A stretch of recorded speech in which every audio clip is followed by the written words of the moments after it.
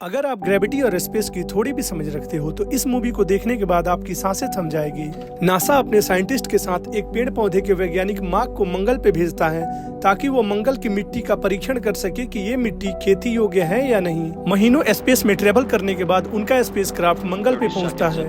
मंगल पे लैंड होते ही वो मिट्टी का परीक्षण करना शुरू कर देते हैं। मार्क मिट्टी का परीक्षण करते हुए कुछ आगे निकल जाता है। तभी नासा उनके पास एक वार्निंग सिग्नल भेजता है कि आप जितना जल्दी हो सके मंगल को खाली कर दो, क्योंकि आपके पास एक बहुत ही जानलेवा तूफान पहुंचने वाला है। सारे साइंटिस्ट स्पेसक्राफ्ट में आके बैठ जाते हैं तथा लैंडिंग की तैयारी कर लेते हैं, जबकि मार्क का कोई अता पता नहीं होता है।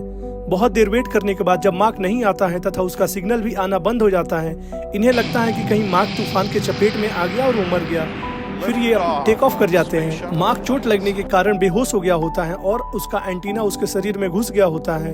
मार्क अपने कैंप में आके उस एंटीने को बाहर निकालता है और देखता है कि उसके साथी उसके छोड़ के जा चुके होते हैं। इस बात को देख के मार्क दुखी हो जाता है, क्योंकि उसके पास राशन के नाम पे बस थोड़े आलू बचे होते हैं और अगला मंगल पे मिशन 4 साल बाद आने वाला होता है। तब तक मार्क मर जाता है। यहाँ पे मार्क पेड़ पौधों का वैज्ञानिक होने के कारण उन आलुओं से उनकी खेती करना शुरू करता है तथा उनसे और भी अधिक आलू उपजाता है, जो कुछ और अधिक चलने लायक हो जाते हैं। मंगल पे बिखरी हुई चीजों को इकट्ठा करता है तथा उससे सिग्नल भेजने की कोशिश करता है। फिर वो जान जाते हैं कि मार्क कभी मरा नहीं बल्कि वो जिंदा है और वो हम तक कुछ सिग्नल भेजना चाहता है। नासा वालों को मार्क के जिंदा होने की खबर मिलने के बाद वो एक रॉकेट में खाना और पानी भर के मार्क के पास भेजते हैं ताकि वो इसे खा के कुछ दिनों तक सरवाइव कर सके।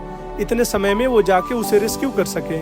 मार्क, जो कि एक पेड़ पौधों का वैज्ञानिक होता है, सारे आलू को अच्छी तकनीक से फसल वहाँ पे लगा देता है। अनफॉर्चुनेटली एक दिन वहाँ पे आग लगने के कारण उसके सारे फसल जल जाते हैं तथा उसके पास आता हुआ भोजन का रॉकेट भी रास्ते में ही ब्लास्ट हो जाता है। अब मार्क अपने खाने की क्वांटिटी को बिल्कुल कम कर देता है तथा 2 दिनों का खाना एक दिन खाता है। यहाँ धरती पे नासा वाले ये सोच के परेशान थे कि अगर हम वहाँ पे दूसरा स्पेसक्राफ्ट भेजते हैं, उसके पहुँचने तक मार्क भूख से मर जाएगा। नासा वाले मार्क के दोस्त को इस बात की परमिशन नहीं दे रहे थे कि वो मंगल पे जाके और मार्क को रिसीव करे, क्योंकि इनके पास उतना फ्यूल नहीं था कि ये मंगल के सरफेस पे उतर सके। जब तक नासा वाले मार्क के दोस्तों को कुछ कहते, वो दोबारा मार्क को रिसीव करने के लिए मंगल की ओर लौट चुके थे। मार्क के दोस्तों के स्पेसक्राफ्ट में मात्र इतना ही फ्यूल था कि वो मंगल के ऊपर से गुजर सके, ना कि मंगल पे लैंड कर सके।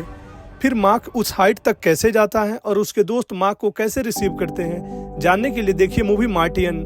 ये मूवी YouTube पे अवेलेबल है, आप इसे फ्री में देख सकते हो। अगर वीडियो अच्छी लगी हो तो हमारे वीडियो को लाइक करें और चैनल को सब्सक्राइब करना ना भूलें।